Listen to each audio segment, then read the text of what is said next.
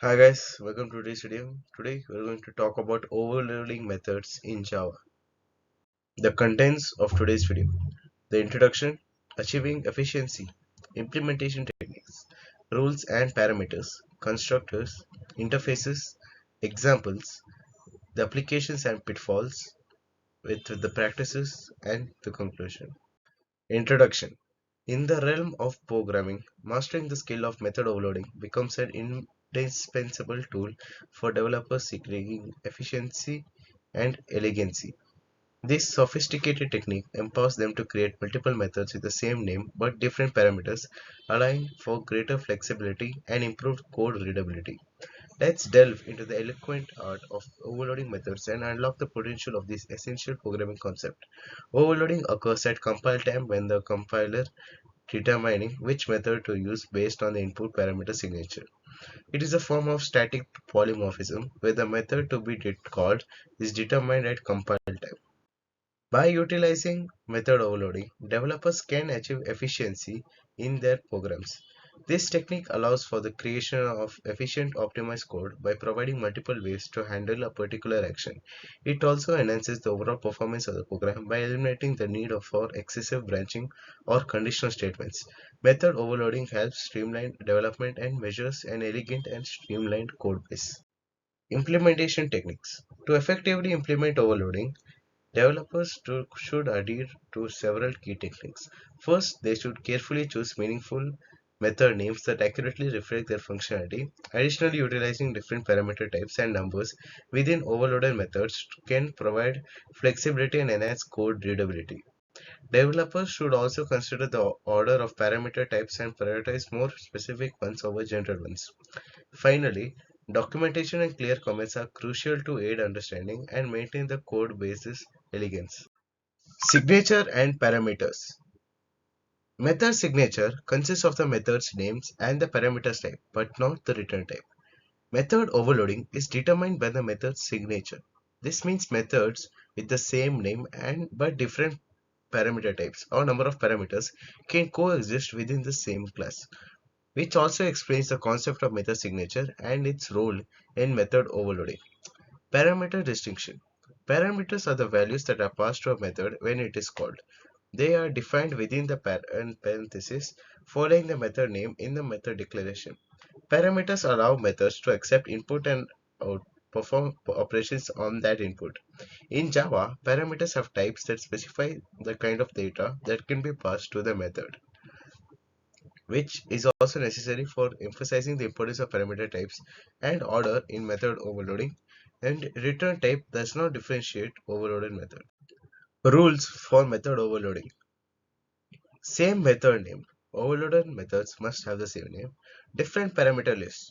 Overloaded methods must have different parameter lists that can include the different number of parameters or types of parameters or the order of parameters. May have different return types. Overloaded methods can have the same or different return types. However, changing only the return type is not sufficient to overload a method. May have different access modifiers.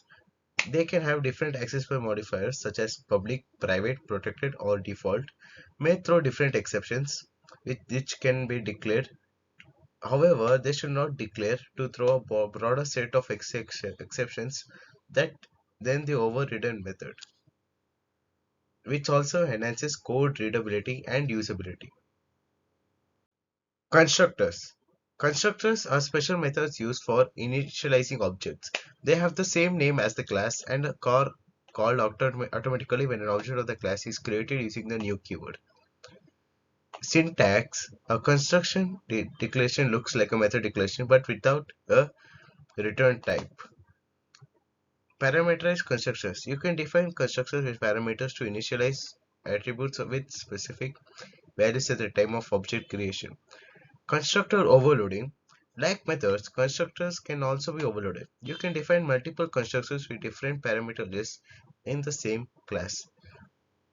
Besides constructors, Java also allows initializing blocks, which are executed before constructors.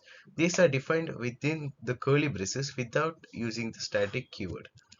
Constructors are crucial for setting up the initial state of objects and ensuring that they are in a valid state upon creation.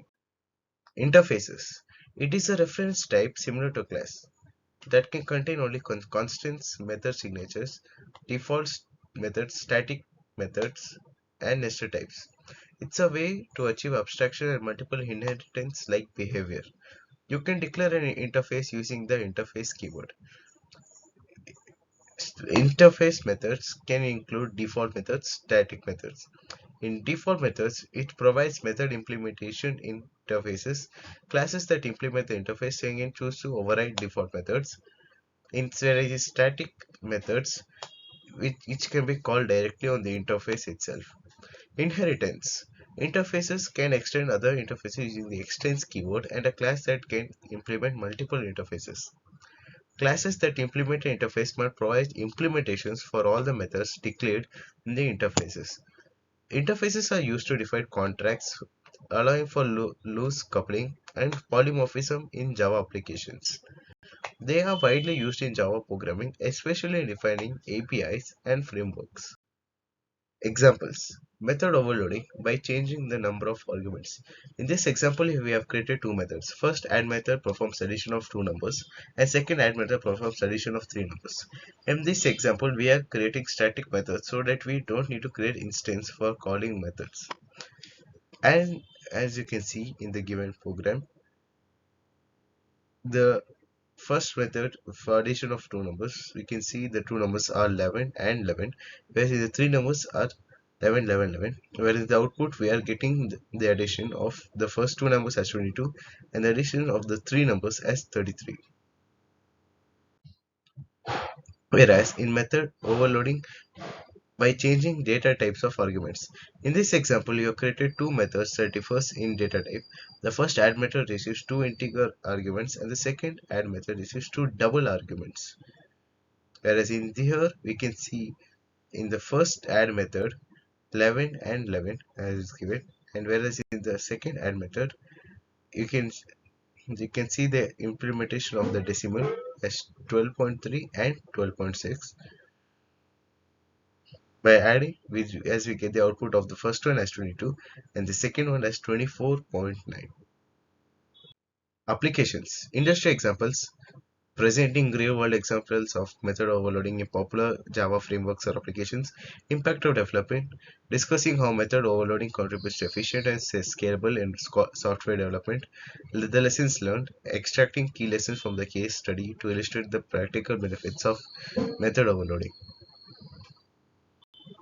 Pitfalls and challenges. While method overloading offers efficiency and elegance, it also comes with certain pitfalls and challenges. One common issue is determining the appropriate number and types of parameters for each overloaded method. Additionally, maintaining code readability and avoiding potential conflicts with other methods can be challenging. Understanding these pitfalls and implementing best practices will ensure smooth and efficient utilization of method overloading in your programming projects. Practices, effective usage, summarize best practices for leveraging method overloading effectively. The common pitfalls, highlight potential pitfalls and misconceptions related to method overloading. Guidelines for optimization, providing guidance for optimizing method overloading usage in Java applications. Conclusion. By adhering to these best practices, you can harness the power of method overloading to achieve both efficiency and elegance in your programming projects. With careful planning and thoughtful implementations, method overloading becomes a valuable tool that enhances code readability, promotes modularity, and improves overall software design. Brings us to the end of the video, guys. Do leave a like and thank you.